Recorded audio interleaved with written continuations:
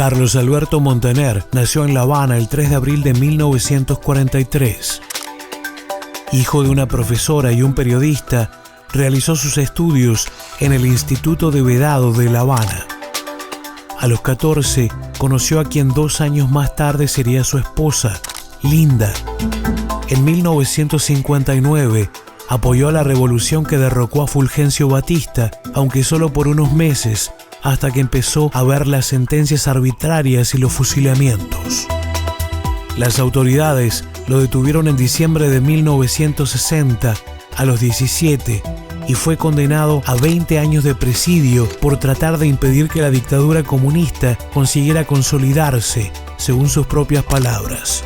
A las pocas semanas, logra escapar y pedir asilo en la Embajada de Honduras, donde es protegido por los diplomáticos y provisto de un salvoconducto que le permite comenzar su largo exilio. En Estados Unidos, se reúne con Linda y con su hija recién nacida, Gina, que habían abandonado Cuba antes que él. En la Universidad de Miami, estudia literatura y obtiene un máster. Más tarde, realiza estudios doctorales en la Universidad Complutense en España, donde vive con entusiasmo la transición hacia la democracia. Ha sido profesor en diversas universidades de América Latina y Estados Unidos. Publicó unos 25 libros que han sido traducidos a varios idiomas. Múltiples diarios de Iberoamérica y Estados Unidos recogen desde hace más de 3 décadas su columna, que se calcula es leída por más de 6 millones de personas semanalmente.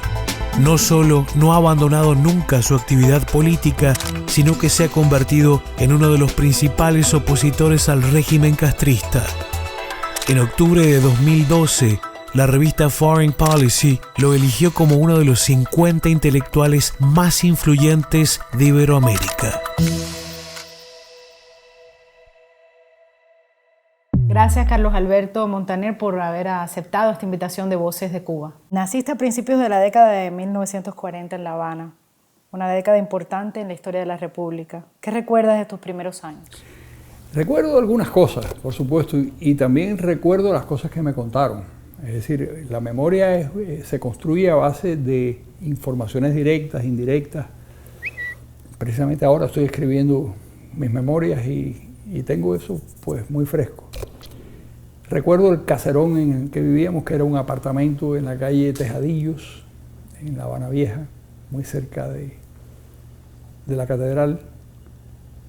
Recuerdo que fui en mi primer grado a la escuela más pequeña de Cuba, que era la escuela de un director cojo llamado Ramírez de Mendoza, de un nombre muy pomposo. Y la escuela era una escuela diminuta donde había 3 grados en el mismo salón y la maestra, que era una maestra pequeñita, para el tamaño perfecto para la escuela, que fue mi primer amor, me enamoré de ella inmediatamente que la vi, pues me imagino que por el tamañito que tenía. Era la mujer del director. Y le decían a los niños de segundo grado: ustedes tápense los oídos, y a los de tercer grado, que vamos, esta clase es para los de primero ahora. Y asombrosamente aprendíamos todo, aprendimos a escribir, aprendimos los números, hacíamos ejercicio en el patio más pequeño que yo recuerdo, que era un patio que era una especie de respiradero que existía en aquella casita de la calle Tejadillo. Los niños no podíamos abrir los 2 brazos. Decían, abran el brazo derecho, porque si abren el izquierdo al mismo tiempo le van a dar un golpe al de al lado. Entonces hacíamos ejercicio, pues, los martes les tocaba el brazo derecho, los miércoles al izquierdo, qué sé yo. Era una cosa absolutamente enloquecida, pero era divertido. A pesar de eso, recuerdo que ya mi indisciplina empezó en esa época. Tan pronto mis padres pensaron que yo podía ir solo a la escuela caminando, en la propia calle Tejadillo tenía que pasar una bocacalle, empecé a escaparme de la escuela. Y entonces me iba a la casa de un vecinito muy pobre. Conocí el primer solar que existía, que yo no sabía lo que era, pero sé que eran muy pobres, vivían 4 o 5 personas en una habitación y yo la pasaba muy bien. El padre hacía unos cuentos, el padre era un pescador gallego de Galicia, no gallego general, sino gallego de Galicia realmente, y era pescador en La Habana y hacía cuentos y a mí me parecía de lo más divertido no ir a la escuela y escuchar los cuentos del pescador. Tan pronto el director de la escuelita llamó a mi madre y le dijo, ¿qué pasa? ¿El niño está enfermo? Dijo, el niño no está enfermo, el niño va todos los días a la escuela. Y dice, no, el niño no va a la escuela casi nunca. Y entonces ahí vino la idea de colocarme en otra escuela donde me disciplinaran. Y ahí empezó una lucha con la disciplina que la perdieron mis padres y los maestros y toda la gente que intentó de alguna manera que yo me tuviera un comportamiento sosegado. ¿Qué huella tuvieron tus padres en tu formación, en ese primer tiempo de tu existencia? Yo tuve una relación, yo y mis hermanos y yo, tuvimos una relación con nuestra madre de protección por parte de ella, nos protegía, ella era maestra. Con mi padre yo no recuerdo haber tenido jamás una conversación larga sobre un tema serio, nunca. Lo que recuerdo que era un hombre cariñoso hasta que desapareció de nuestras vidas en la adolescencia, pero fue un hombre cariñoso. Era un personaje admirable, simpático, muy inteligente, tenor, cantante, poeta periodista, también. Poeta. Tenía ese problema que le surge a la gente cuando tienen demasiadas vocaciones, que no logran precisar, no logran enfocarse en una actividad. El pobre hombre también todo le salió mal. Es decir, cuando él debuta como cantante en el año 36, eso es una historia que me hacen, estaba cantando un aria de Donizetti, qué sé yo. Ya había caído Machado cae en el 33, y los, entre comillas, esbirros de Machado estaban huyendo, y había uno que se llamaba Otmaro Montaner, que era hermano de Rita, el hermano mayor de Rita. Ya te hablaré de Rita en su momento. Y entonces alguien gritó en el público, ese es el esbirro Montaner. El pobre padre ha sido antimachadista y todo, tuvo que salir corriendo, disfrazado de no sé qué, y tuvo que salir corriendo porque lo perseguían creyendo que era Otmaro Montaner y era Ernesto Montaner, no tenía nada que ver con eso. Y yo creo que fue un actor frustrado, fue un tenor frustrado, fue un poeta frustrado, fue un político frustrado, pero ejerció todas esas profesiones yo creo que con un cierto sentido para la diversión. Y recuerdo que una vez nos lleva a mi hermano y a mí que él iba, todos los años en La Habana se representaba el tenorio de Zorrilla. Hay otros tenorios, se representaba el de Zorrilla. Y él hacía el Don Luis. Y entonces nos llevó el disfrazado de Don Luis y qué sé yo, drama de época. Y hay un momento en el que doña Inés se la han llevado y él dice, le preguntan, ¿dónde vas, comendador? Él era el comendador.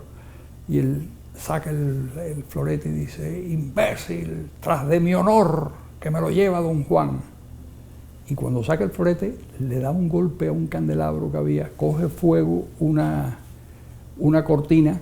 Y entonces mi recuerdo de aquel episodio es todo el mundo echando agua y mi padre con vestido de don Luis Tenorio echando agua, o del comendador o qué sé yo, echando agua para apagar. O sea que fue fatal, pero al mismo tiempo divertido. Y si no hubiera ocurrido eso, probablemente yo no me acordaría de la anécdota. Así que la anécdota, por lo menos el episodio sirvió para fijarte en la memoria lo que ocurrió aquel día. Entonces tú vienes de una familia de artistas, porque también Rita Montaner, prima hermana de tu papá, ¿no? Claro, Rita, que era la persona más importante de la familia, Rita Montaner, es la hija de Domingo Montaner Pulgarón, que era un hermano de mi abuelo, o sea, el padre de mi padre se llamaba Pedro María Montaner Pulgarón. Su hermano se llamaba Domingo Montaner Pulgarón y era médico farmacéutico en Guanabacoa. Y se enamora de una preciosa mulata pianista clásica llamada Mercedes Facenda.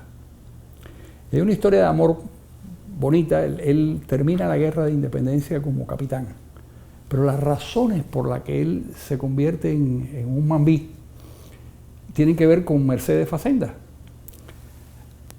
Hay una invitación a un barco que estaba en la Bahía de La Habana, que le hacen a los españoles, los catalanes, que se invitan a él como médico a que vaya a esa invitación, a que suba al barco y qué sé yo. Y entonces él va con su novia, Mercedes Facenda. Pero el oficial español que estaba en la entrada del barco no quiere dejarla entrar porque ella es mulata. Y entonces Domingo, que era un hombre de carácter, le da una trompada, qué sé yo, y el otro, Domingo estaba desarmado, el otro va a sacar una pistola para matarlo y Domingo se tira al agua. Era un hombre que afortunadamente sabía nadar y tenía reflejos buenos para salvarse. Se salva y ahí mismo se incorpora a las tropas mambisas poco después, qué sé yo, y cuando termina la guerra ya termina con los grados de capitán. Y siempre fue muy feliz con Mercedes Facenda, que es la madre de Rita. Rita fue un fenómeno. Rita cantaba, tocaba el piano extraordinariamente. Incluso en la casa había, me contaba mi madre, que era la que me contaba estas cosas, en la casa de ellos la sirvienta era la mamá de Bola de Nieve. Y Bola de Nieve de niño iba a jugar a la casa con Rita, que era un poco mayor que él. Y luego los dos fueron extraordinarios músicos, pero Rita se convirtió en la primera vedette de Cuba. Primero ella lo que hace es, se convierte en una pianista clásica como su madre, con una voz de soprano muy buena. A mí no me gusta, las grabaciones no me gustan porque me parece un poco chillona, pero parece que era extraordinaria, era muy buena. Pero también le ocurre lo que le ocurre a toda esa generación de artistas cubanos, que se desarrollan junto con la técnica. Cuando ellos comienza la radio. Cuando ellos continúan con el cine. Cuando ya están en plena madurez, viene la televisión. Quiere decir que tienen el respaldo a lo largo de esa primera mitad del siglo XX de todos los desarrollos tecnológicos que se pusieron al servicio de ellos. Yo creo que yo siempre me sentí muy orgulloso de la relación con Rita. La visitábamos cuando éramos niños en su casa, era muy cariñosa con nosotros. Cuando murió, ella muere en el 57, yo era muy jovencito, pero era un adolescente, y lo recuerdo con bastante dolor, me afectó, no me gustó que aquella mujer que murió de 50 y tantos años, un cáncer de laringe. Qué triste es ver una palma cuando un rayo la partió. Qué triste es ver una palma cuando un rayo la partió.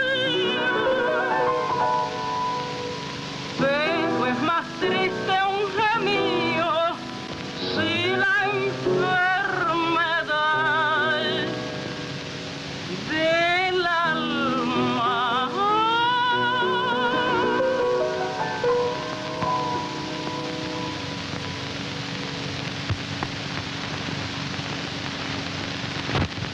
Qué verdad tan grande. Y con historias familiares que conocemos, muy íntimas, que revelan cómo era ese personaje extraordinario. Su último matrimonio, pues tuvo una vida al sur de la cintura muy complicada y estaba casada con un luchador peruano. El nombre de combate era Ray Tatú. Y ella dominaba a Ray Tatú y le pegaba y lo golpeaba y qué sé yo, y Ray Tatú, el pobre, tenía que... Cuando ella se estaba muriendo, le exigió o le pidió, no lo sé, yo no estaba ahí, a Ray Tatú que le hiciera el amor la víspera de ella morir. Y Ray Tatú, hombre, tuvo la extraordinaria habilidad de poder hacerlo. Y ella le pidió dos cosas. Le dijo, primero, quiero morir amándote. Y segundo, quiero que después de que yo me vaya, yo me muera, tú te vayas de Cuba para que nunca te vayas a vincular a una de estas cubanas malvadas. Y entonces Rey Tatú hizo las dos cosas. Le hizo el amor y se fue de Cuba. ¿Cuándo es que comenzó tu interés por la política del país? Desde niño, es decir, mi interés por la política es un hogar también muy politizado. Mi padre era un periodista esencialmente político. Mi casa era una casa visitada constantemente por políticos, entre ellos Fidel Castro, que era... Yo no tenía la menor idea de quién era aquel hombre grande que fumaba mucho y que pedía café constantemente. Pero era Fidel Castro, que fue alguna vez con su mujer y con su hijo recién nacido, se lo recuerdo vagamente, finales de los años 40, principios de los años 50. Él era parte de una organización que dirigía un tío mío, o un primo hermano de mi padre, yo no sé exactamente cómo es ese pariente, un primo hermano de mi padre que se llamaba José de Jesús Ginjauma Montaner. La organización se llamaba UIR, Unión Insurreccional Revolucionaria, y era un grupo de locos anarcoides que hacían justicia por los crímenes de Machado y por no sé qué, y hacían justicia por su mano. Y además tiraban unos carteles después de ejecutar a alguno de esos tipos que ellos que consideraban que eran malvados, tiraban unos carteles que decían la justicia tarda pero llega.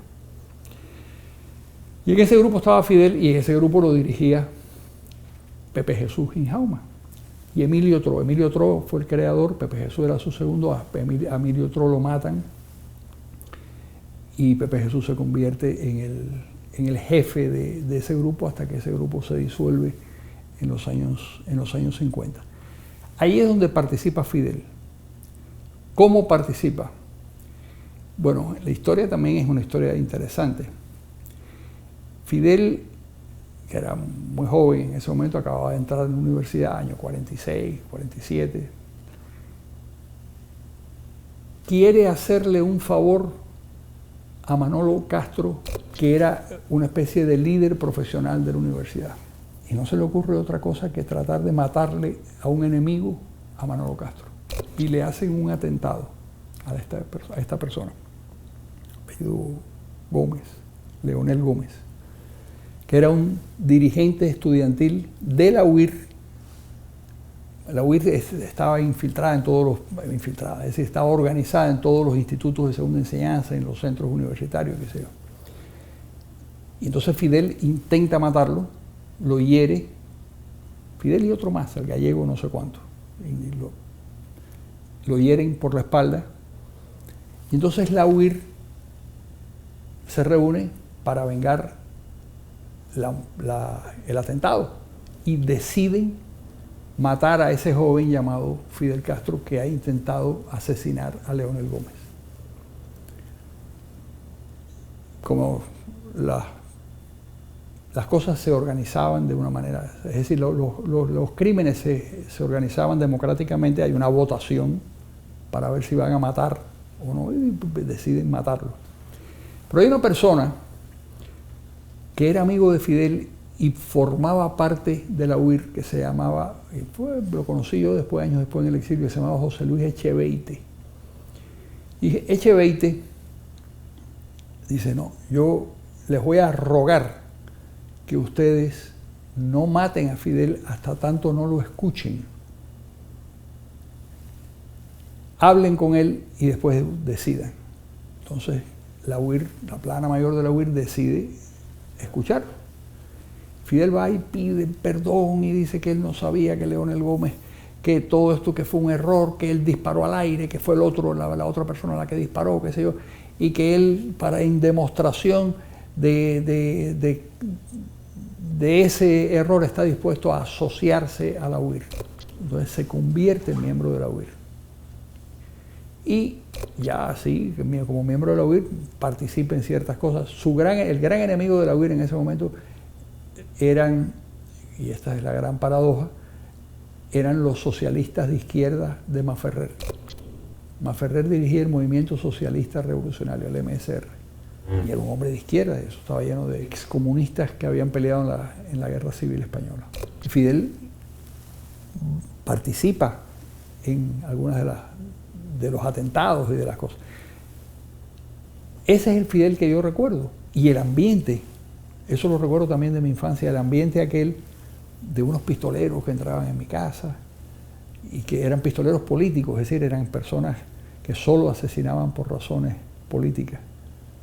Yo recuerdo haberle preguntado a uno de ellos alguna vez ya de adulto, ¿y tú no sientes remordimiento por los tres? Esa persona tenía 13 ejecuciones. ¿Tú no tienes algún tipo de remordimiento por esas ejecuciones? Me dice, sí, el día que se me escapó el extraño, yo lo tenía ahí, y el día que es decir, los remordimientos eran por los que no había podido matar, no por los que habían muerto en aquellas balaceras. Es una casa muy, muy extraña. Recuerdo, por ejemplo, entre los visitantes, a Ernesto de la Fe. Nunca se me olvida esta historia. Ernesto de la Fe, en marzo del 52, yo tendría 9 años, estaba durmiendo en mi casa. Y al día siguiente se iban a inscribir, además esa era una cosa curiosa también, había mucha gente que entraba y dormía, qué sé yo, una cosa muy rara. Amigos de mi padre. O que estaban perseguidos, iban allí, se escondían, una cosa curiosísima. Y Ernesto se iba a inscribir al día siguiente en el Partido Ortodoxo, de la mano de mi padre, que era miembro del Partido Ortodoxo, era muy cercano a Chivas, o por lo menos estaba cerca de Chivas, si no era muy cercano, estaba cerca de Chivas. Pero Batista esa madrugada un golpe de Estado. Y entonces le ofrecen a Ernesto de la Fe el Ministerio de Información. Y aquel hombre que se iba a inscribir el día siguiente en el Partido Ortodoxo, resulta que acepta el Ministerio de Información y se convierte en ministro de Información. Yo a todas estas escucho la historia de que Ernesto de la Fe, que era mi padrino de bautismo o de confirmación, había una ceremonia cristiana del padrino de confirmación, Ernesto era mi padrino de confirmación. Y yo oigo que es ministro y que el ministerio está cerca de la casa. Pasa una semana y estamos, mi hermano y yo y otro grupo de chiquillos jugando pelota en el anfiteatro. Rompemos una farola, qué sé yo, y el guardaparque nos quita la pelota y dice, ustedes no pueden jugar más aquí, han roto una pelota. ¿Es así? Pues yo voy a ver a mi tío. Entonces me fui con todos los niños al ministerio de... Ahí empezó todo. Ahí empezó. Y entonces queremos ver a Ernesto de la Fe. ¿Quién? Dígale que su ahijado, él me decía Albertico, que su ahijado Albertico está aquí, que quiere verlo. Y ese loco, que era un tipo muy simpático, baja y me dice, ¿qué pasó? Y le digo, pues lo que pasó es terrible, nos han quitado la pelota, ese guardaparque malvado nos ha quitado la pelota. Y dice, ah, sí, ha hecho eso, pues ahora mismo 2 perseguidoras, y montó 2 perseguidoras, la llenó con los niños, y con unos policías le fue a quitar la pelota al pobre hombre aquel que debe haber pasado el susto de su vida. Pero bueno, eso te da la medida de cómo era esa Cuba. Un país loco. Era un país absolutamente loco. Era, por ejemplo, la casa era muy antibatistiana. Mi padre era muy antibatistiano en esa época. Y yo lo era también por las cosas que escuchaba. ¿Qué podía saber un muchachito de esa edad? Pero cuando ya tenía un poquito más de años, ya tenía 12, 13 años, sí ya tenía una visión política de Cuba. Y recuerdo, la primera vez que caí preso fue en un cine gritando en contra del gobierno de Batista, que se yo, llegó la policía y nos llevó presos y no pasó nada, porque como mi padre era un periodista conocido, cuando yo decía yo soy el hijo de Ernesto Montaner, que sé yo, eso me protegía de alguna manera. Pero sí, fue la primera vez que caímos presos, un grupo de estudiantes. Ya estando en 5º grado en La Salle, la Salle del Vedado, porque nos iban echando de las escuelas, nos iban votando de las escuelas por indisciplina, unas veces votaban a mi hermano, otras veces me votaban a mí, acabábamos yéndonos los dos, era una cosa. Además, hasta votaban por cualquier tontería. Una vez a mi hermano lo sacaron de una escuela porque le ocuparon, como si fuera un revólver, una poesía de relajo. Una cosa que... Además, el muchacho se la había memorizado, que lo que había que darle un premio por la dedicación, pero era una poesía muy cómica, por cierto. Pero estaba envuelta la religión y los santos y qué sé yo, y era un colegio de curas, y entonces decidieron echarlo a él y me echaron a mí también de paso. Pero bueno, en ese momento estaba en La Salle y recuerdo un hijo de Batista que estudiaba ahí, que era un tipo muy agradable, que se llamaba Jorge, creo. ¿Y qué leías en esa época? ¿Leías? ¿Te gustaba Leía leer? mucho. ¿Ya escribías? Había una cosa muy buena que era que los castigos era que te ponían a leer. A mí me encantaba leer.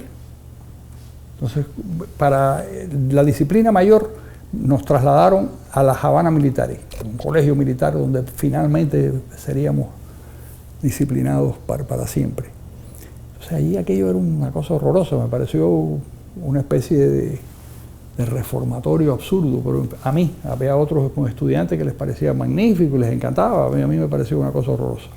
Pero me castigaban y me ponían a leer, y ahí leí yo muchísimo. Y ahí empecé a escribir porque había una publicación de los estudiantes. Y entonces me acuerdo que la única vez que escribí algo, me busqué un lío horroroso, porque era una academia militar y publiqué una notita diciendo que los cadetes de la Habana Militar, como la gasolina, se vendían por galones. Y eso me creó una dificultad con los que tenían galones. Yo nunca llegué a otra cosa que soldado, no fue otra cosa que... Pues tuvieron por lo menos la sensatez de no convertirme ni en cabo. Finalmente nos echaron también de ahí. Y esa es una anécdota que es muy reveladora. Yo estaba feliz porque me habían echado de ese lugar que me hacían marchar con un rifle, me molestaban muchísimo y tenía que tener la cama, no sé qué, bien organizada, porque estábamos pupilos, la cama a 12 pulgadas, una cosa absolutamente neurótica. Y cuando me echan por una pelea con otro estudiante, yo estaba contentísimo.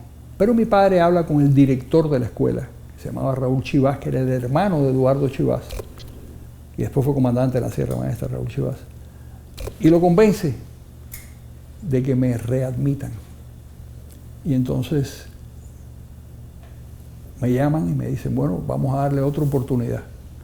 Y yo, no, ustedes son gente seria, ustedes me han echado de aquí, yo espero que no revoquen esa decisión de ninguna manera y que me dejen fuera de esta institución, que yo no me gusta esto. La disciplina militar la odio. Me acuerdo de la cara de Raúl Chivas diciéndole a mi padre, no hay manera, con este tipo no hay manera de... Y entonces me fui a una escuela que era la perfecta para mí, el Colegio Treyes, porque ahí no había ninguna disciplina. Y me pasé un año jugando maquinitas en 12 y 23 y visitaba de vez en cuando la escuela y después me fui al instituto y entonces estudié siempre por las noches. Y ahí sí, en la medida que iba madurando y me iba creciendo. Pero te involucraste en la lucha contra Batista de alguna manera. Sí, claro. O sea, Claro. Siendo muy joven. Y es ahí donde conoces a Linda, ¿no? En esa época. Yo había visto a Linda, pero no habíamos cruzado palabras y me había gustado aquella muchachita, era una muchachita muy bonita. Yo tenía 14 años y por supuesto era un hombre muy experimentado. Y tuve una extraña oportunidad de conocerla personalmente. Y es que ponen una bomba en el Comodoro y hieren a muchísima gente. Los cretinos del 26 de julio ponen una bomba y hieren a gente que no tenía nada que ver con nada. Yo veo a esa muchachita llorando con unos hermanitos y inmediatamente salí a protegerla. Fui en plan machito protector, yo te saco de aquí, yo te ayudo. Entonces fui, la saqué y desde entonces estamos juntos.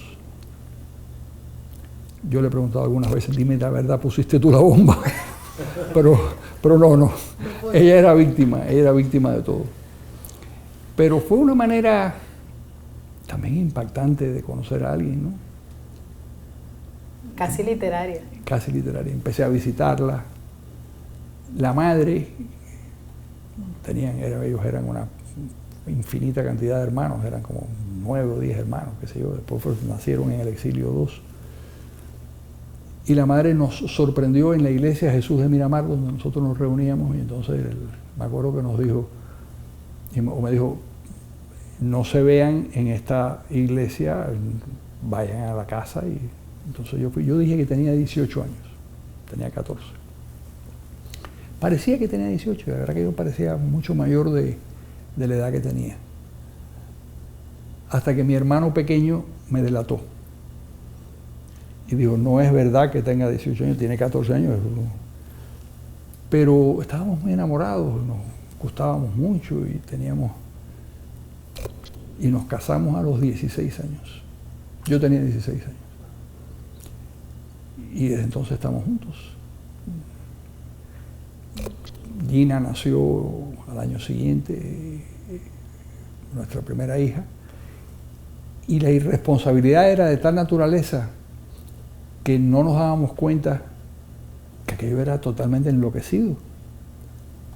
Todo esto fue en el año 50, diciembre del 59 nos casamos. La revolución había empezado en enero.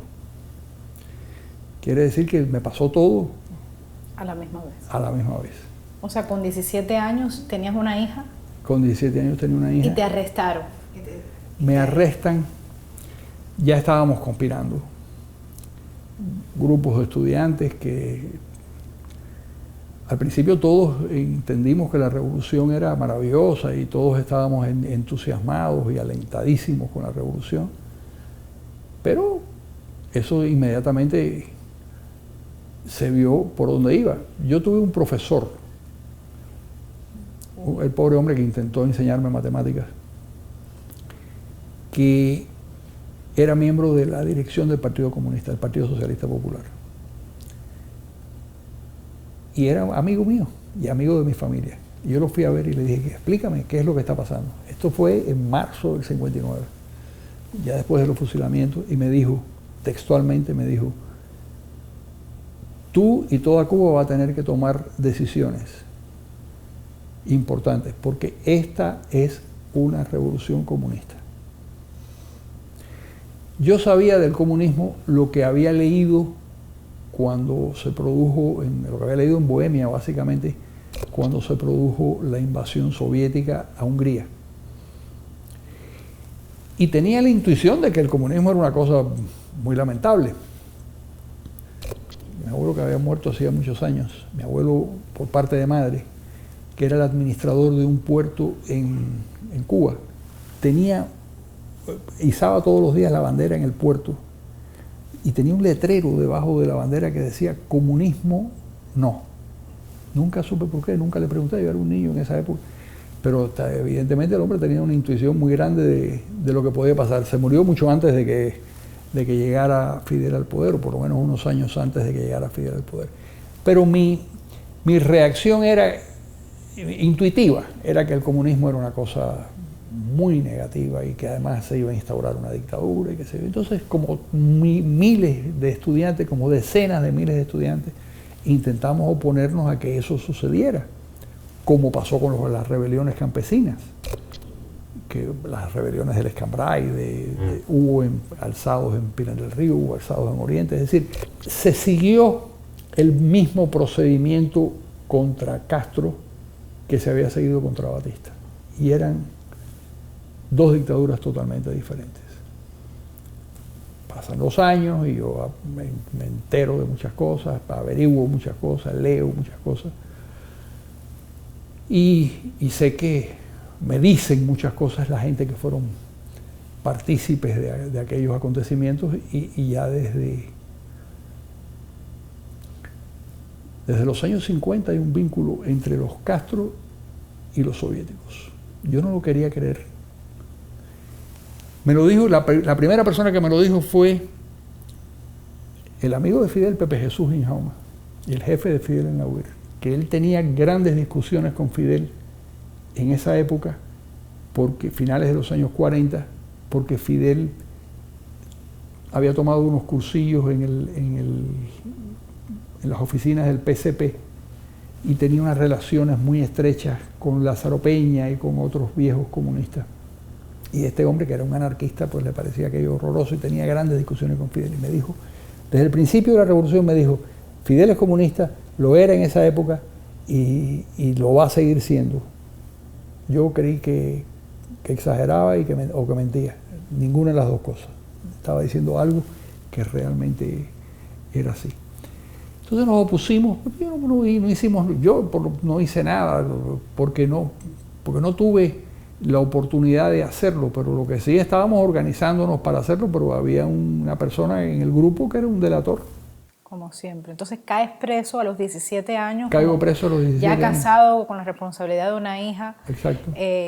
Esa etapa, ese periodo, ¿qué tiempo dura de prisión? Eso dura muy poco tiempo.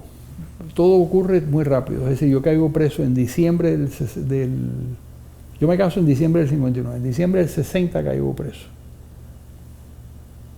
Ya Gina había nacido. Me acuerdo que entra la policía a la casa y detienen a otro estudiante que estaba preso allí, que después lo asesinan en la cárcel, Alfredo Carrión, obeso, que era un tipo con una calidad humana muy especial. Nos juzgan en enero, a principios de enero, nos condenan a 20 años en un juicio de broma. No hay juicio, la sentencia venía hecha, nos condenan a 20 años, pero como yo tenía 17 años, mi familia consigue que una persona a la que yo le debo la vida, se llama Víctor de Yurre, padre del que fue político en Miami. Víctor de Yurre había sido alcalde de La Habana al principio de la revolución y había sido un revolucionario muy vinculado al 26 de julio en Nueva York, qué sé yo, y teníamos grandes contactos. Y Víctor consigue varias cosas. Consigue primero que me juzguen de acuerdo con la ley como menor de edad y me condenen, que no me condenaran a muerte. Porque les pedían pena de muerte. Sí. Yo llegué a repartir el libro, todo lo que tenía en la cárcel lo repartí porque pensé que no salía del juicio. Y después cuando regresé, no me lo quisieron devolver porque me dijeron que técnicamente yo estaba muerto. Él consigue eso y luego consigue que me coloquen en una prisión política de menores de edad hasta cumplir los 18 años. Y después me trasladaban al otro penal. Esto es enero, finales de enero finales de enero del 61. Yo cumplía años en abril. Me colocan en una prisión que en ese momento se llamaba Piti Fajardo y anteriormente se había llamado Torrens y era una prisión de menores, todos presos políticos.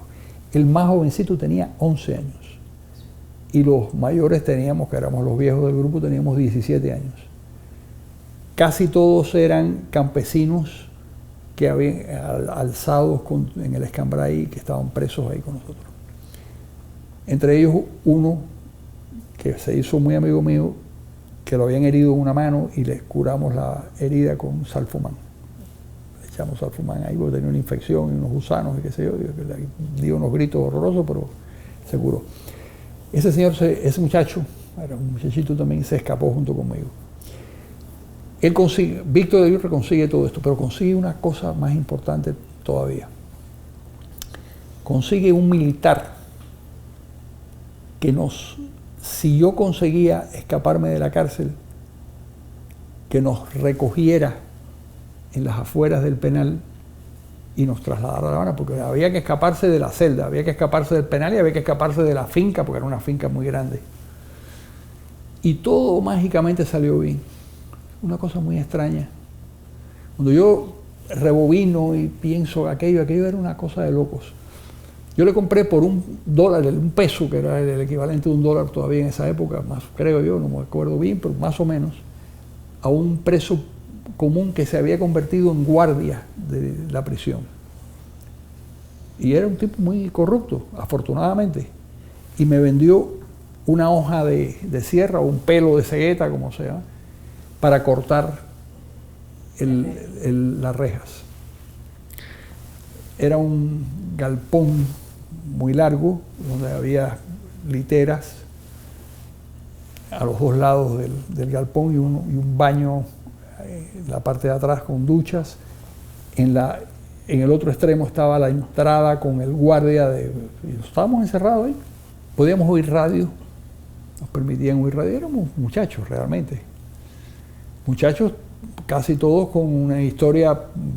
Incluso había algunos que habían estado peleando contra Batista y luego habían seguido peleando contra Fidel. Los campesinos que habían participado en las dos luchas. Entonces, la noche en que decido cortar el barrote, era un barrote solamente, había que doblarlo y deslizarnos y tener la suerte de que el guardia no nos viera o no lo percibiera. La ventana tenía una especie de pollo donde nos sentábamos y podíamos, es decir, no estaba directamente, los barrotes no estaban directamente sobre la pared, sino había una pared muy grande, un pollo donde nos sentábamos, donde yo me podía sentar a cortar el barrote. Me acuerdo que lo primero que pasó era que el edificio vibraba cuando cortábamos el barrote. Entonces puse la radio. Eso se lo conté a Olga Guillot. Era un programa de Olga Guillot.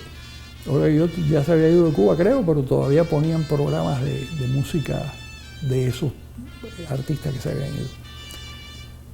Ella se emocionó mucho cuando yo le conté que yo me escapé de la cárcel oyendo Miénteme, mientras ella cantaba Miénteme, que me parecía muy bonito. Entonces corté el barrote, no tenía fuerza para doblarlo, estaba muy flaquito en esa época. Entonces le pedí a un campesino fortachón que había ahí que doblara el barrote, lo dobló, y en vez de irse él, se queda. Rafael Gerada, que era el muchacho que había tenido el balazo en la mano, se va junto conmigo, nos escapamos. El guardia se da cuenta que pasa algo y sale. Él tenía que salir para disparar, pero ya nosotros estábamos corriendo y yo estoy seguro que yo rompí el récord de Juan Torena. No había un cubano más veloz que yo en esa época. Corrí muchísimo. Afortunadamente había luna llena, porque así pudimos ver los alambres de espino o alambres de púa. Los pasamos y en el lugar donde debía estar el guardia esperándonos no había nadie. Pero entonces pasó una cosa mágica. Bueno, primero el guardia disparó al aire, yo no sé a dónde disparó. Yo pensaba que las balas me pasaban por al lado, pero probablemente no me pasaban por al lado, era mi miedo lo que me pasaba por al lado, y por arriba y por debajo. Y había muchos perros sueltos en esa finca. Entonces los perros ladraban y qué sé yo.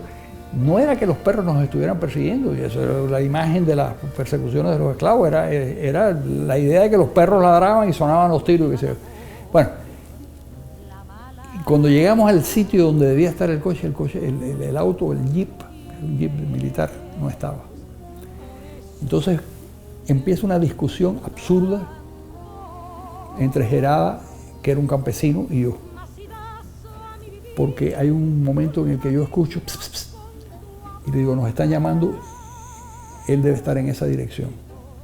Y entonces Gerada me dice, no, eso es un pájaro, eso es un sijú.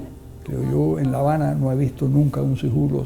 Todos los pájaros que he visto los he visto enlatados o me los he comido fritos. Bueno, hay una discusión absurda. Y entonces le digo, mira, yo voy a ir hacia allá. Entonces me arrastré hacia el sitio.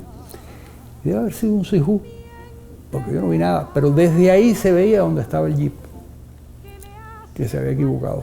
O nos habíamos equivocado nosotros, no sabíamos. Entonces nos arrastramos hasta ahí, nos subimos y la persona nos dejó en 12 y 23, en una florería que había ahí. Y de ahí nos fuimos en un taxi a la casa de Pepe Jesús Injauma. ¿Por qué? Porque era el tipo más valiente que yo conocía y que estaba dispuesto a Además porque eran familiares y porque funcionaba la ética de a la familia se le ayuda en cualquier circunstancia. Y efectivamente nos protegió, como tenía sus ramificaciones con los anarquistas en La Habana, consiguió que unos cuantos nos ayudaran, hasta que mi madre logró que en la embajada de Honduras nos diera asilo. Mi madre había tramitado el asilo de un niño. Yo me acuerdo que yo tengo la misma estatura de los 12 años. Y en esa época tenía hasta bigote y qué sé yo. Y me acuerdo que cuando llegué con mi madre, no llegué con mi madre, mentira, llegué con Pepe Jesús. Y el embajador me dijo, ¿y dónde está el niño? Me avergüenza decir, el niño soy yo. ¿Cómo que el niño es usted? Tenía 17 años y era un hombretón, flaco, largo, de bigote, qué sé yo.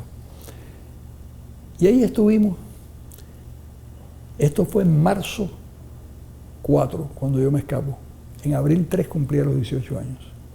O sea, pocas semanas antes de ¿Y Linda ya había salido de Cuba? Linda tuvo que salir de Cuba porque cuando yo pensé que iba, cuando les dije a la familia que pues, los visitaban los domingos que iba a tratar de fugarme, y le dije, saquen a Linda de Cuba porque si yo me escapo, a ella la cogen presa y va a ser un problema.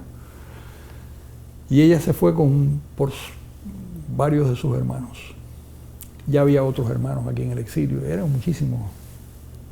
Se me había olvidado contarte que cuando yo pedí la mano de Linda, porque hasta esas cosas se hacían en aquella época, en aquella Cuba burguesa, el padre, que tenía un extraño sentido del humor, me dijo, ¿quieres alguna otra más? Porque había varias hermanas solteras ahí. Y dije, no, basta con una nada más. Entonces sales de Cuba y llegas a Miami, ¿no? Llego a Miami después de 7 meses, es decir, estamos 7 meses en la embajada.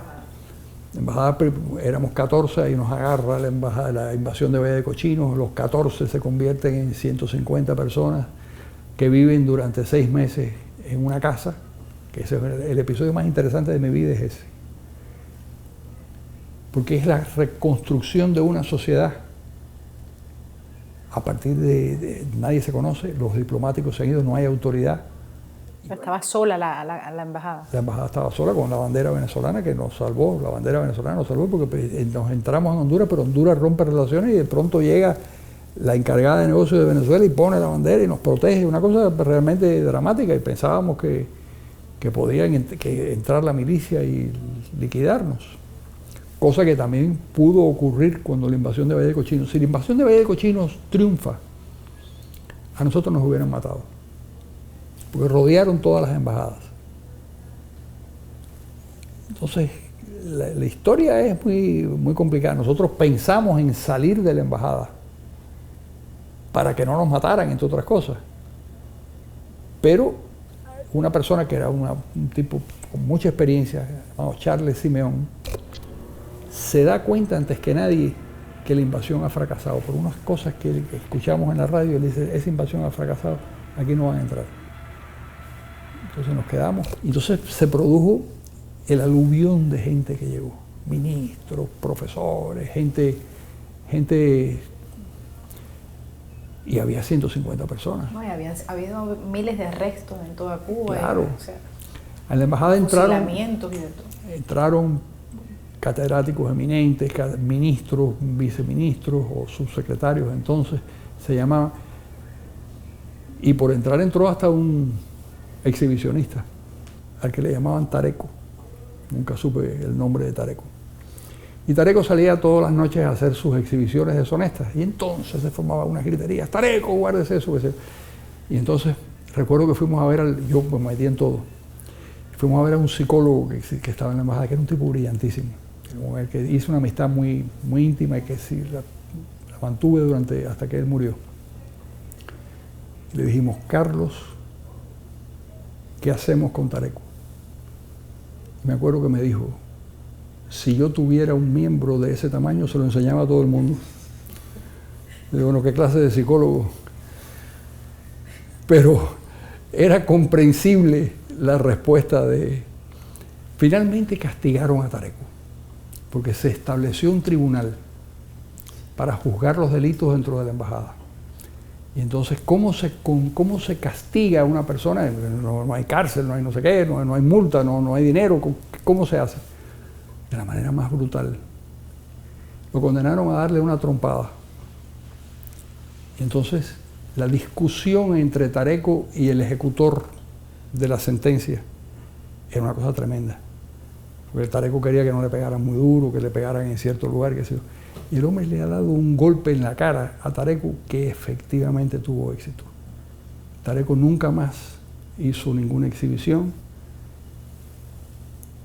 Aparentemente su miembro se encogió hasta niveles asombrosos y aquello desapareció el peligro del exhibicionista nocturno. Todo este proceso tan rápido, la prisión, escapar de la estancia en la embajada hondureña, venezolana, todo aquello, marcan tu carácter, cambia tu sentido de lo que es la libertad. Sí. Hay un cambio Sí. profundo dentro de ti. Cuéntanos un poco eso. Sí, yo aprendí mucho.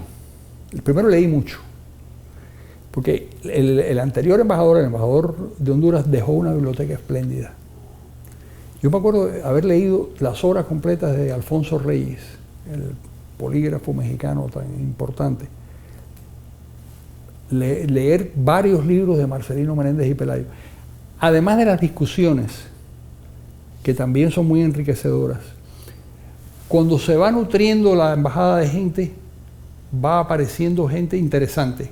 Primero yo estoy en el cuarto de los trotskistas, que me leen mi vida de Trotsky, me vuelven loco con aquello, mi vida de Trotsky. Entonces me escapo y me voy al cuarto de los democristianos, que era muy aburrido porque rezaban constantemente, pero empiezo a hablar y empiezo a escuchar sobre la doctrina social de la iglesia y qué sé yo. Aquello también terminó muy mal, pero terminó muy mal por otras razones. El cura se metió en unos líos, en fin, hubo un problema. Entonces me fui al cuarto de los socialdemócratas, que era, debo decir que era la gente más razonable de la embajada. Y entonces eran días constantes, de constantes discusiones y de aprendizaje, por lo menos para mí, que era un muchacho muy esponjoso. Y aprendí muchas cosas. Yo había terminado, antes de que empezara toda esta historia, yo había conseguido presentar las últimas asignaturas del bachillerato. Sí, ya yo sabía que mi vocación era la de escribir, y yo lo que quería era escribir. Pero llego al exilio y entonces tengo que hacer las cosas que hacen todo el mundo en el exilio, que es lavar platos, trabajar. Claro, me tocó lavar platos y me tocó ser busboy en un Playboy Club, que no estaba mal. En Miami. En Miami. Había un Playboy Club en Biscayne y la 79. Y ahí me tocó trabajar. Y pensé por un momento en hacer carrera, que el lugar era muy divertido, con aquellas bonis tan bonitas y las orejas y las cosas. Me acuerdo que Linda, que era mi esposa, me dijo: de ninguna manera tienes que buscar otro trabajo, ese trabajo es muy malo. Y entonces empecé a vender enciclopedias y a estudiar por las noches. Y fui un buen vendedor de enciclopedias. ¿Y cuándo llegas a España? O sea, te vas de aquí a Puerto Rico. Bueno, termino la carrera, pues finalmente, después a trompicones, termino un máster en literatura española y me voy a enseñar a Puerto Rico, pero con el propósito de escribir. Básicamente era lo que yo quería hacer. Y en Puerto Rico tengo la oportunidad de enseñar literatura medieval, enseñé literatura latinoamericana. Y la verdad que la pasé bien, estuve 4 años ahí, en la Universidad Interamericana. Pero se me ofreció la oportunidad de hacer el doctorado en Madrid. Y era el sitio perfecto. Yo dije, bueno, aquí sí voy a hacer el doctorado, pero voy también a empezar a escribir a ver qué pasa y qué sé yo. Y entonces nos trasladamos, nos exilamos primero a Puerto Rico en el 66, luego en el 70 nos fuimos a España y creé una editorial en España y empecé a abrirme paso y entonces me quedé en España 40 años. en Madrid, que fue una decisión muy buena. Primero porque pude escribir en los periódicos, pude publicar libros. La densidad intelectual de España es muy superior a la de la mayor parte de América Latina, quizás con la excepción de Argentina y México, pero es muy buena. Y la pasé muy bien. O sea que combinaste tu talento de escritor con tu talento como empresario, ¿no? Porque montaste tu propio negocio. El talento como empresario fue, es decir, la idea mía era costear mi vocación literaria con las actividades empresariales. Y eso lo conseguí hacer perfectamente bien. Originalmente quise publicar ficción, que era lo que más me interesaba. Pero el sistema de la economía de mercado y el capitalismo es un sistema de tanteo y error. Te va enseñando, el mercado te va enseñando qué es lo que quiere la gente. Y yo descubrí que el mercado lo que quería, para mí, que era un pequeño editor sin recursos, eran libros auxiliares para la enseñanza del español. Libros de ortografía, de gramática, de libros de cómo aprender a hablar en público. Y realmente me fue muy bien. Conseguí lo que yo quería, que era costear la vida de mi familia y mi vida y tener una actividad muy rentable y al mismo tiempo continuar en mi vocación de escritor. Tu tendencia política e intelectual es el liberalismo.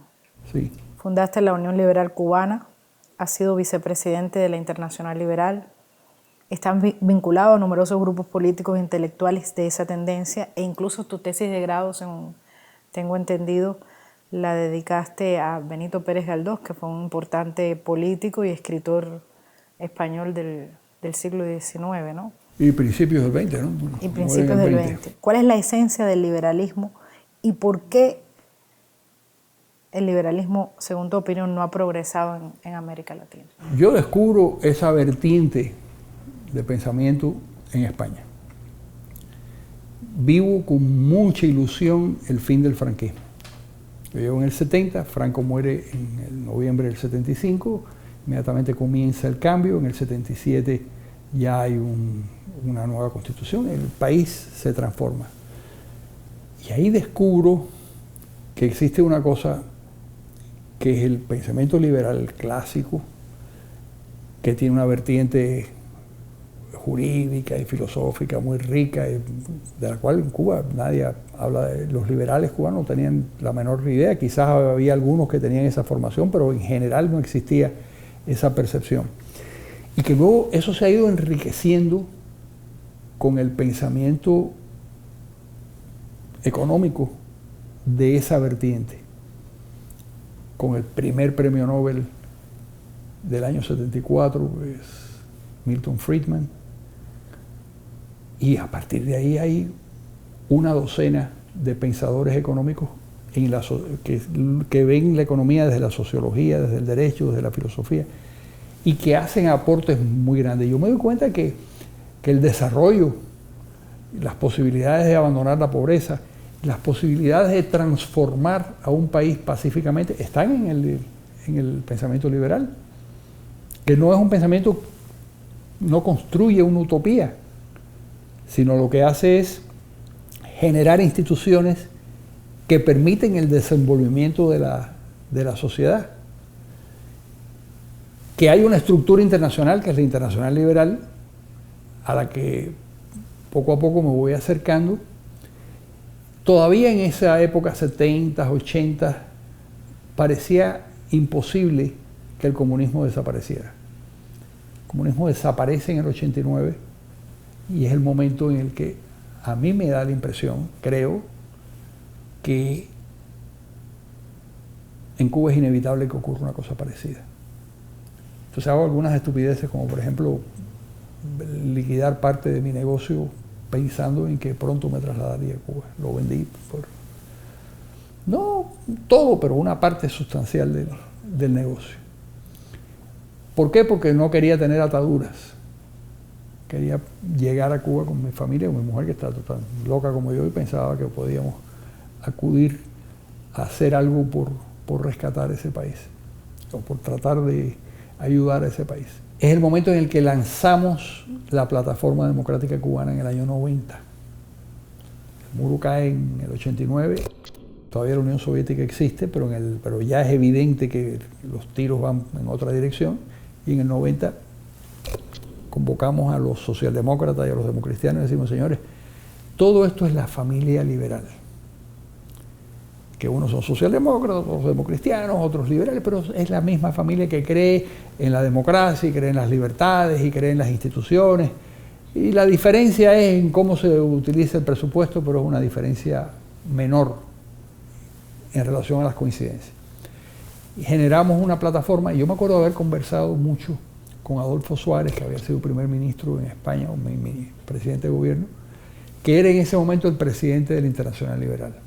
Y habíamos llegado a la idea de que la Internacional Liberal iba a desempeñar un papel muy grande, y habíamos planeado que tan pronto se produjera la apertura, a aterrizar en Cuba para dar una especie de shock de ilusión con 200 líderes mundiales congregados por Adolfo Suárez, que iban a llegar en el mismo avión a levantar el ánimo de los cubanos. Es decir, señores, la transición hacia la democracia y hacia una economía productiva es posible sin sangre, sin violencia, todo esto lo podemos hacer. La experiencia española me sirvió de mucho. Entender que era posible más que la anestesia más que la amnistía, la amnesia. Es decir, olvidar todo lo pasado a cambio de salvar el futuro. Eso lo aprendí en España, que era posible, que era mentira que las sociedades requerían un tipo de represalia. Junto a mi casa, vivía en Madrid, Santiago Carrillo, que asesinó a 8.000 personas en 2 fines de semana, en Paracuellos del Jarama. Una cárcel, los sacaban y los fusilaban, 8.000 personas fueron liquidadas, cuando él, en la época de la Guerra Civil Española, él era un dirigente comunista a cargo de las prisiones. Y se incorporó ¿a qué? A salvar el futuro. Ese aprendizaje lo hice en España.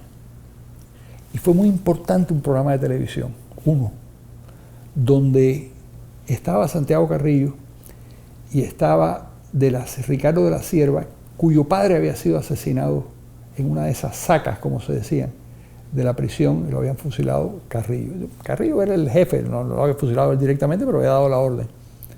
Y entonces un francés que estaba en ese programa supuestamente moderando, pero que realmente no moderaba nada, le dijo: señor de la Cierva, ¿qué le tiene que decir usted al asesino de su padre?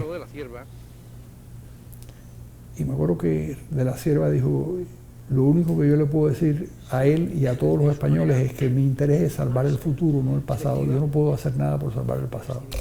Eso me pareció el resumen de lo que se podía hacer en Cuba.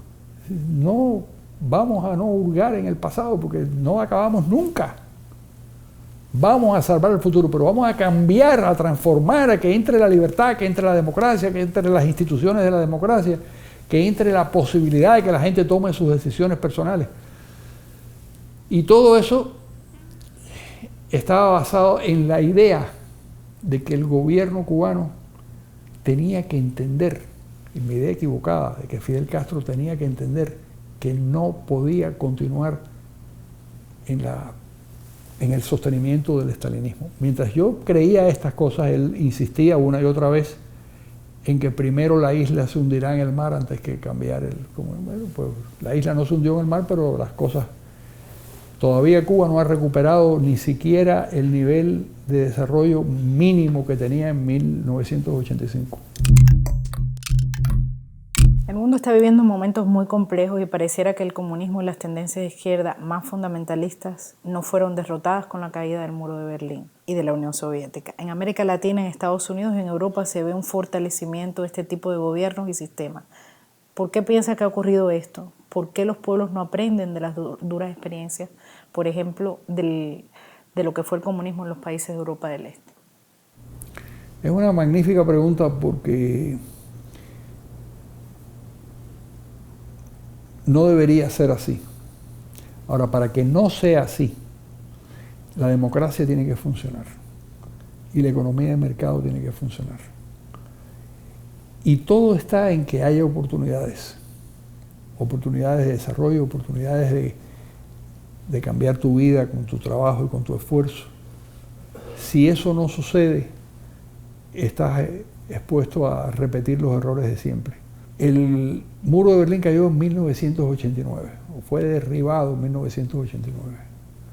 Pronto hará 30 años de esa fecha.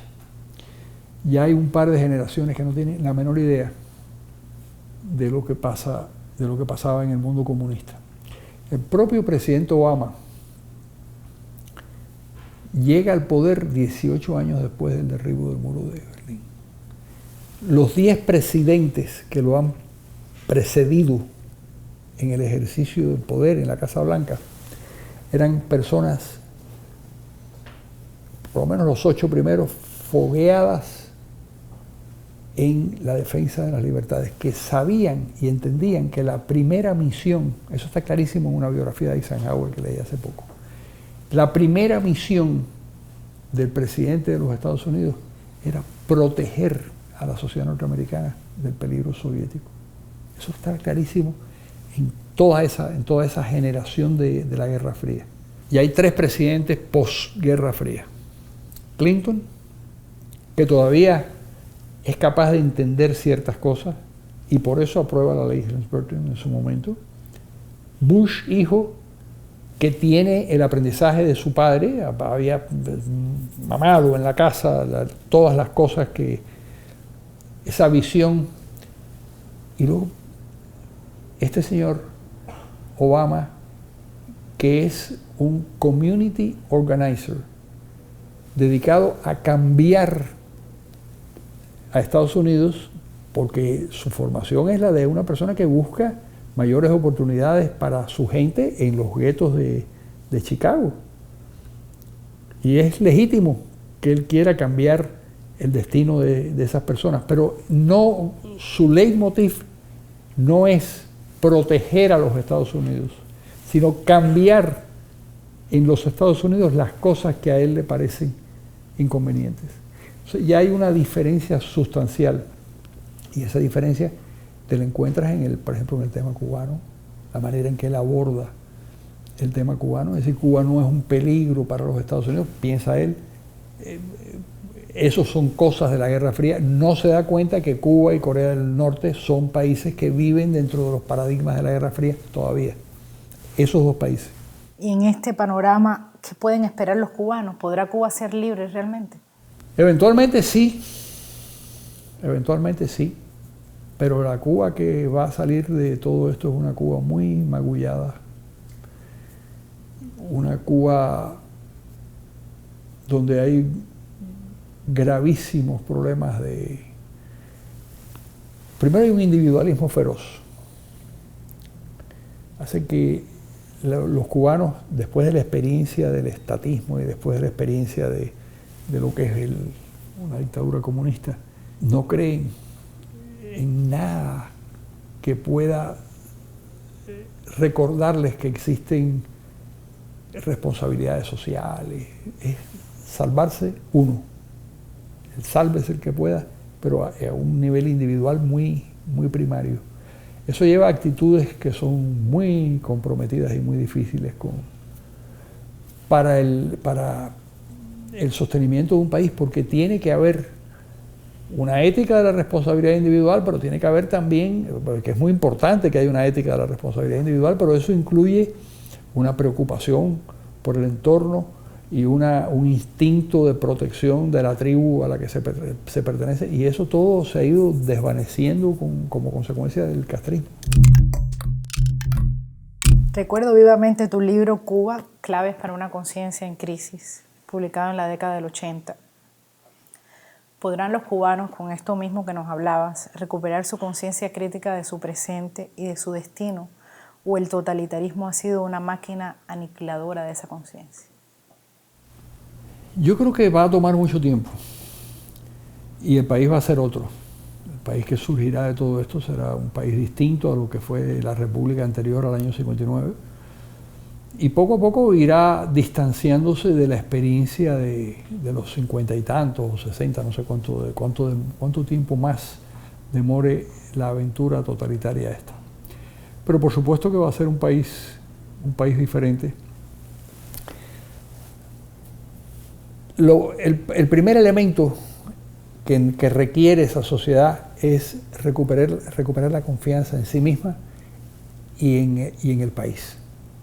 Sí, la idea de que esa sociedad es una sociedad en la que vale la pena vivir, en la que vale la pena criar a los hijos y en donde no tiene sentido hacer trampas o vivir de alguna manera de la maniobra y no de las cosas sustanciales y no de comportarse, es decir, hasta que la gente descubra que el comportamiento honorable y decente es correcto, es conveniente, hasta que no se eliminen el cinismo del comportamiento de los seres humanos y de los cubanos en especial, va a tomar mucho tiempo y va a ser complicado y va a ser difícil, pero eventualmente se logrará. Son muchos años, pero muchos años también duró el régimen soviético y muchos años duró en Europa del Este el comunismo y poco a poco las cosas van cogiendo su nivel y el comportamiento de las personas va cambiando. Has ejercido el periodismo por más de 30 años con tus columnas semanales en muchos periódicos del mundo, leídas por miles de personas. Sin embargo, cada día la labor del periodista de análisis, del articulista, se hace más difícil. ¿Consideras que se realiza hoy en día un periodismo superficial y que la velocidad de las nuevas tecnologías hace más llana la cultura global? Yo me temo que sí, que hay una reducción muy grande de los espacios dedicados al análisis y algo como Twitter, donde acostumbra a la gente a comunicarse en 140 caracteres, o como lo que les piden a los políticos, ¿no? El soundbite, o las opiniones que tienen que ser muy breves. Yo me acuerdo de haberme metido alguna vez en un gran problema por dar una opinión en televisión en 1 minuto y medio, que requería muchísimo más tiempo. Fue un conflicto muy grande sobre los guetos en Estados Unidos, el origen de los guetos y qué sé yo. Pero en fin, es un problema muy serio, porque se va reduciendo y eso va acostumbrando a la gente a una especie de mínima preocupación por los temas vitales. Me decía el otro día un amigo experto en la sociedad argentina que menos del 1% de los argentinos lee las columnas de opinión de los periódicos. Quiere decir que cuando tú crees que has tenido un gran impacto, que has dicho una cosa definitiva, nadie te hace ni el menor caso ni lo conoce. Yo he tenido personalmente alguna experiencia en ese sentido. Me acuerdo de haber publicado durante 20 años una columna en el Caribe de República Dominicana, que salía en muchos lugares, pero salía en el Caribe. Y fui a República Dominicana y fui al periódico El Caribe. Y la señora, una señora mayor que llevaba muchos años en la recepción, me dijo, ¿y usted quién es? Y digo, yo soy Carlos Alberto Montaner. ¿Y usted a qué se dedica? Bueno, yo escribo una columna. Sí, usted escribe aquí en este periódico, sí. La mujer llevaba 25 años trabajando en el periódico, yo llevaba 20 años escribiendo una columna de opinión y había pasado inadvertido. O sea, que lo que quiere decir que es verdad que los periodistas de opinión y en general la gente tiene una especie de desinterés muy grande por la opinión de los demás. En Bohemia, en Cuba, Miguel Ángel Quevedo hace muchos años hizo un análisis de qué era lo que más se leía en Bohemia. Tenía unos artículos espléndidos de Jorge Mañac, había unas traducciones extraordinarias que hacía Lino Novascalvo de los escritores más importantes. Era una revista realmente muy bien hecha. Y descubrieron con gran melancolía que lo que más éxito tenía era el horóscopo. Es así. Has publicado en los últimos años varias novelas. ¿Consideras que la ficción te proporciona mayor tesitura para exponer tus puntos de vista que el ensayo periodístico? La ficción me produce mucho más placer. Yo disfruto mucho construyendo mundos que siempre, porque hay son 5 novelas hasta ahora y una sexta que estoy escribiendo, pero en esas 5 novelas el procedimiento siempre es lo mismo, se parte de una historia real y en esa historia se introducen unos personajes de ficción donde hay un nudo dramático y luego se produce un desenlace que generalmente es trágico, cosa que he visto con gran preocupación cuando releo los libros. Pero es así como funciona. Yo diría que si yo pudiera elegir, uno no puede elegir cómo va a ser su vida, uno puede hacer ciertas cosas, pero si yo pudiera elegir cómo iba a ser mi vida, me hubiera dedicado exclusivamente a la ficción.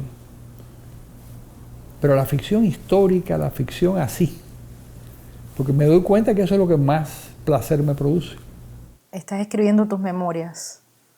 ¿Cuál podría ser una clave para entender lo que ha sido tu experiencia vivencial? ¿Es Cuba un capítulo abierto, una herida abierta? Cuba está muy presente y la situación cubana. Es decir, lo que he hecho hasta ahora, no sé qué tiempo me va a tomar, ni sé qué extensión va a tener, porque se va alargando.